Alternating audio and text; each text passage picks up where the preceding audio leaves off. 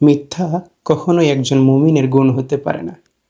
মিথ্যা বলা কখনো কঠিন হতে পারে, তবে মনে রাখবেন সত্যের পথই আল্লাহ পাক রব্বুল আলামিনের পছন্দের পথ।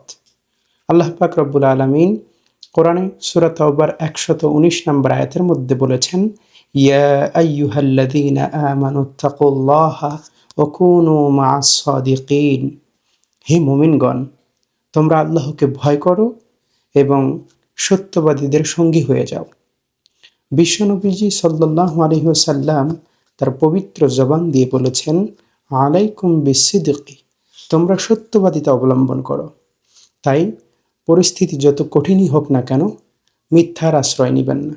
কারণ সত্য মানুষকে নেকির দিকে নিয়ে যায়, আর নেকি জান্নাতের দিকে নিয়ে যায়। সুবহানাল্লাহ। আল্লাহ পাক রব্বুল আলামিন আমাদের বাস্তব জীবনে সকলকেই সত্যের পথে অবিচল থাকার তৌফিক দান করেন।